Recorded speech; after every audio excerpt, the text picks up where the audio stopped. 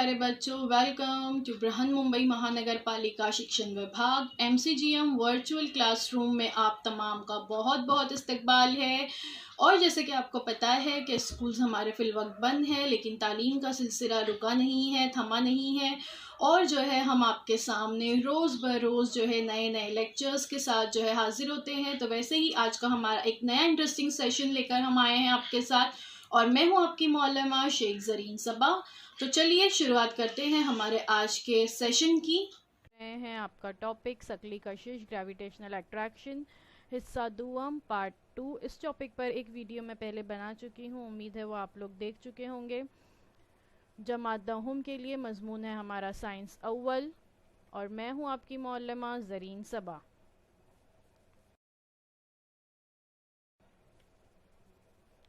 हम ये जानते हैं कि कोई बॉल जब हम ऊपर से नीचे फेंकते हैं तो वो बॉल जो है सीधी जाकर ज़मीन से टकराती है, वो हवा में तैरती नहीं रहती या ऊपर की जानिब नहीं चली जाती। और ऐसा इसलिए होता है कि इसके बारे में सबसे पहले हमें न्यूटन ने बताया था। क्या बताया था न्यूटन ने? कि ज़मीन के अंदर अपनी एक कशिश होती है और वो हर शय को अपनी जानिब खींचती है। और ये हम लास्ट वीडियो में देख चुके हैं कि न्यूटन जब एक सेब के दरख्त के नीचे बैठकर कुछ अपनी रिसर्च का काम कर रहे थे, तब उनके सर पर एक सेब ऊपर से आकर गिरा, और उन्होंने इस बारे में बहुत सोचा, और सोचने के बाद ये नतीजा अखज़ किया कि ज़मीन सेब को अपनी जानिब कशिश करती है, और कुव्वत कशिश की सिम्त ज़मीन के मरकज़ की जानिब होगी। ज़मीन के मरकज़ की सिम्त उफ़क़ पर उमूद होने से सेब सतह ज़मीन पर उमूदी सिम्त में नीचे गिरता है। और ये जो ज़मीन की कशिश है, इसे शकली कशिश या ग्रेविटेशनल अट्रैक्शन कहा जाता है।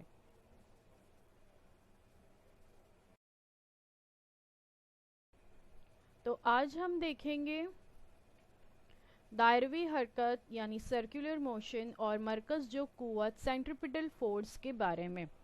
तो देखते हैं ये क्या।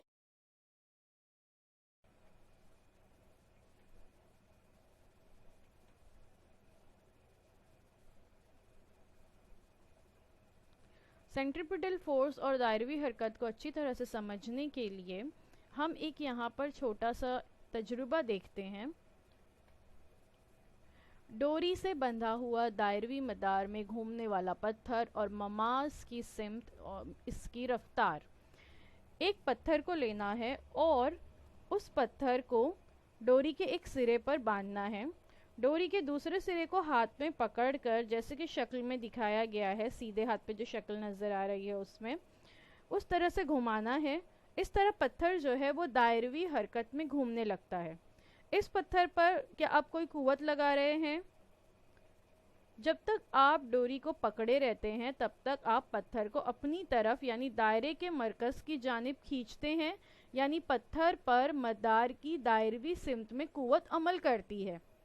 अगर हमने डोरी छोड़ भी दी तब भी पत्थर पर लगाई हुई कुव्वत खत्म हो जाएगी,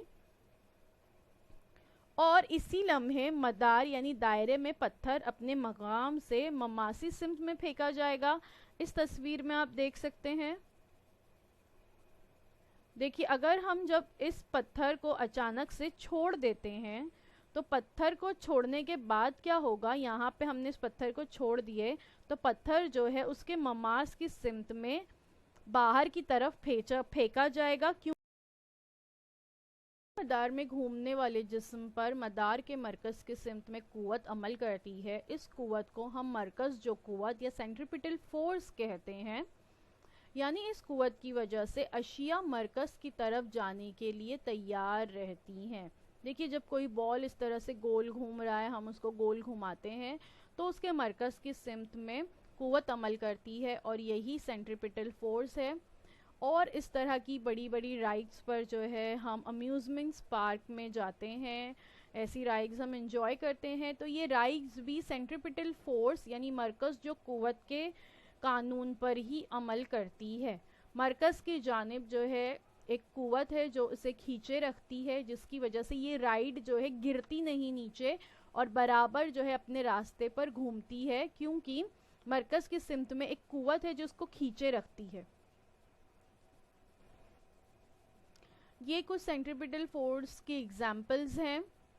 spinning a ball on a string اور ٹویرلنگ اے لیسو، یعنی اسپورٹس پرسنز جو ہوتے ہیں اس طرح سے بال کو جو اسپن کرتے ہیں وہ بھی اسی قانون پر عمل کرتے ہیں. ٹرننگ اے کار، جب کوئی کار ٹرن لیتی ہے گول راستے پر تو وہاں پر بھی سینٹریپیٹل فورس کام کرتی ہے. سینٹر آف روٹیشن یعنی مرکز ہوتا ہے وہاں پر. Going through a loop on a roller coaster, جب ہم کوئی لوپ میں رولر کوسٹر پر جاتے ہیں، جیسے میں ابھی آپ کو بتا رہی تھی امیوزمنٹ پارک کی رائڈز، رولر کوسٹرز جو ہوتے ہیں، ان تمام میں بھی سینٹریپیٹل فورس کام کرتی ہے. پلانٹس آربیٹنگ اراؤنڈ دا سن، جو پلانٹس ہے زمین کے اطراف چاند گردش کر رہا ہے اور ہماری زمین سورج کے اطراف گردش کر رہی ہے، تو سورج میں بھی ایک طرح کی کشش ہوتی ہے جو ان تمام سیاروں کو کھینچے رکھتی ہے، جس کی وجہ سے سیارے اپنے اپنے مدار پر گردش کرتے ہیں. آپ جانتے ہیں کہ زمین کا قدرتی ذیلی سیارہ چاند ہے.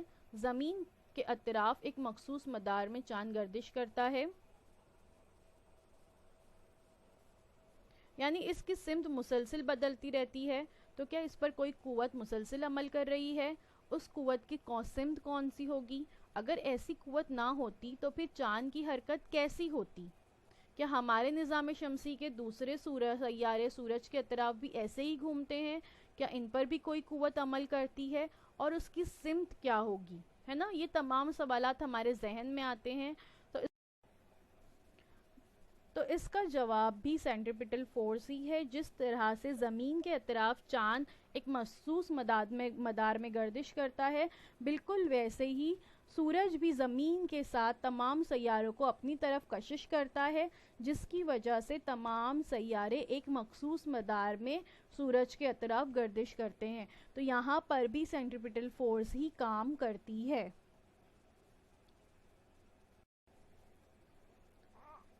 یہ جوہانس کیپلر ہیں. جوہانس کیپلر ایک جرمن ماہر فلکیات اور ریاضی داں تھے. سن 1571 میں ان کی پیدائش ہوئی. سن 1630 میں یہ وفات پا گئے.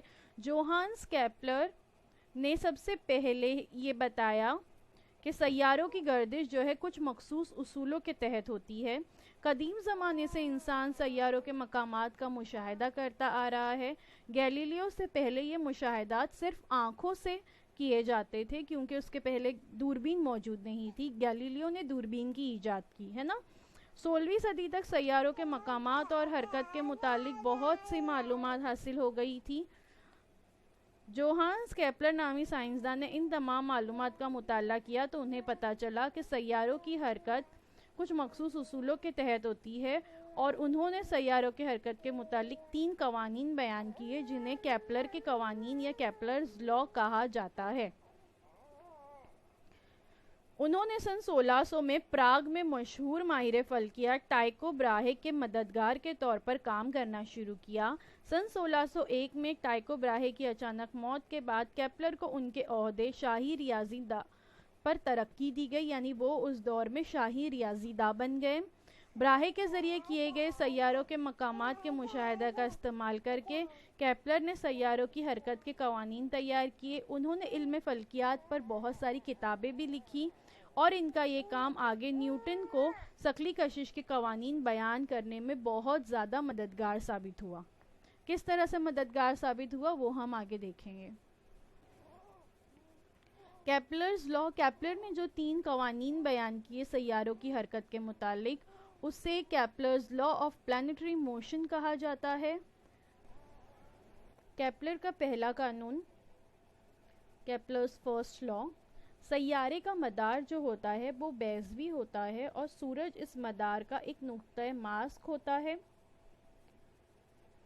جیسے کہ ہم شکل میں دیکھ سکتے ہیں کہ ایک سیارہ سورج کے اطراف گردش کر رہا ہے، تو جو گردش کرنے کا اس کا راستہ ہوتا ہے وہ بیضوی ہوتا ہے. مدار کہتے ہیں اس راستے کو جس راستے پر سورج جو ہے سورج کے اطراف سیارے گردش کرتے ہیں. تو یہ کہا جا رہا ہے یہاں پر کہ یہ جو راستہ ہوتا ہے یہ ہمیشہ بیضوی ہوتا ہے. بیضوی شکل، اوول شیپ، تصویر میں آپ دیکھ سکتے ہو کس طرح سے ہوتا ہے. انڈا جو ہوتا ہے وہ بیضوی شکل کا ہوتا ہے. سمجھ میں آیا آپ کہ اب بیضوی شکل کس طرح سے ہوتی ہے. تو یہاں پر سورج کو ایس سے بتایا گیا ہے، آپ تصویر میں دیکھ سکتے ہو ریڈ کلر کا ڈاٹ جو بتایا گیا ہے، سورج ایس سے بتایا گیا ہے، اور سیارے کو جو ہے اے سے بتایا گیا ہے. اور یہ اے کے بعد بی سی ڈی ای اور ایف الگ الگ وقت میں اس سیارے کے مقام ہیں جہاں سے ہوتے ہوئے وہ دوبارہ اے مقام تک جو ہے پہنچتا ہے. تو یہ ہے کیپلر کا پہلا قانون. کیپلر کا دوسرا قانون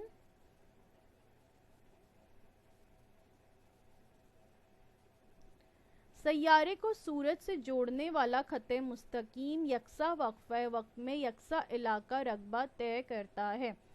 یعنی اگر ہم اے سے ایس تک ایک خط مستقیم کھینچتے ہیں، سیارہ جو ہے کہاں پر ہے، اس مقام اے پر ہے،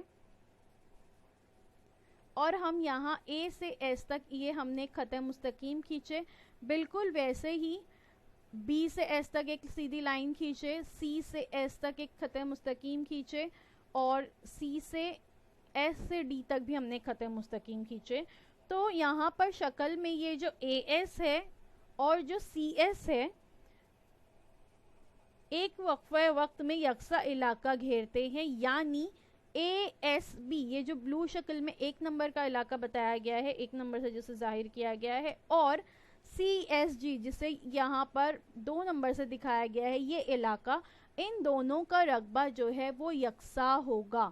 یکساں رقبہ طے کرتے ہیں، یعنی ان کے رقبے کیسے ہوں گے، یکساں ہوں گے. بالکل ویسے ہی تصویر میں 3 نمبر سے جو بتایا گیا ہے ای ایس ایف، اس کا رقبہ بھی بقیہ ماندہ جو 1 اور 2 سے جن حصوں کو دکھایا گیا ہے ان کے رقبے کے برابر ہوگا. یہ ہے کیپلر کا دوسرا قانون. کیپلر کا تیسرا قانون، کیپلرز تھرڈ لا. سورج کے اطراف مدار میں گردش کرنے والے سیارے کا گردش کے لیے درکار وقت کا مربع اس سیارے کا سورج سے اوسط فاصلے کے مکعب کے راست تناسب میں ہوتا ہے. یعنی سیارے کا وقفہ وقت T اور سورج سے اوسط فاصلہ R ہو تو T2/R3 is equal to K. K یہاں پہ مستقل ہے. یہ کیپلر کا تھرڈ لا ہے.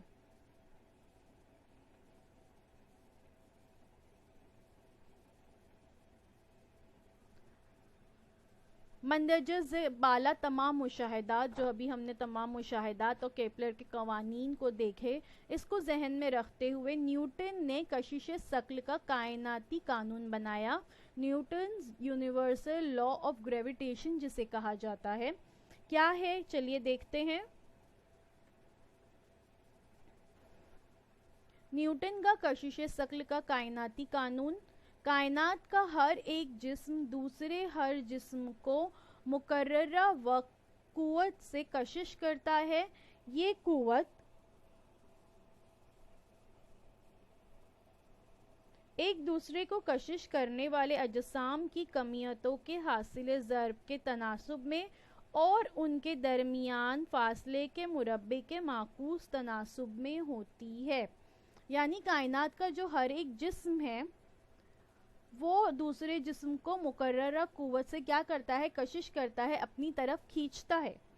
اور یہ قوت ایک دوسرے کو کشش کرنے والے اجسام کی کمیتوں کے حاصل ضرب کے تناسب میں ہوتی ہے. یعنی جو ان کا وزن ہوگا اس کے حاصل ضرب کے تناسب میں، اور ان کے درمیان کا جو فاصلہ ہے اس کے مربع کے معکوس تناسب میں ہوتی ہے. سمجھتے ہیں اسے.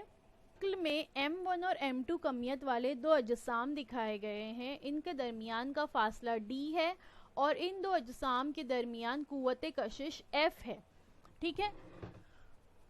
اس کو ریاضیاتی طور پر اس طرح سے لکھا جائے گا کہ F is equal to G M1 M2 upon D2. G یہاں پر ایک مستقل ہے جسے کائناتی مستقل کہتے ہیں.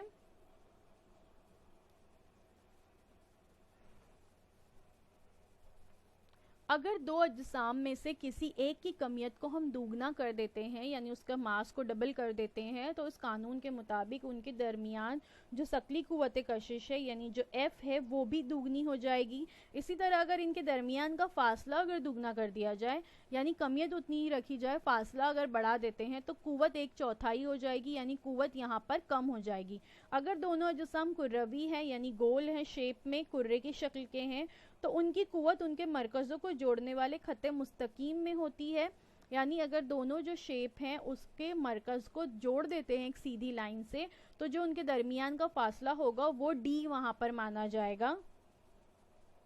اگر وہ اجسام مکمل طور پر کروی اور باقاعدہ شیپ کے نہیں ہیں یعنی ریگولر شیپ نہیں ہے اس کا, تو قوت ان اجسام کی کمیتوں کے مرکزے کو جوڑنے والے قطع خط کی سمت میں ہوتی ہے.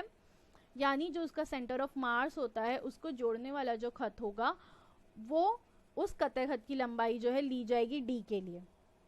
اب کیا ہوتا ہے سینٹر آف مارس؟ کسی جسم کا مرکز کمیت یعنی سینٹر آف مارس اس جسم کے اندر یا باہر ایک ایسا نقطہ ہوتا ہے جس پر جسم کی ساری کمیت یعنی ماس اس کا مرکوز ہوتا ہے. یکساں حجم رکھنے والے کروی اجسام کا مرکز کمیت کرے کا ہندسی مرکز ہوتا ہے.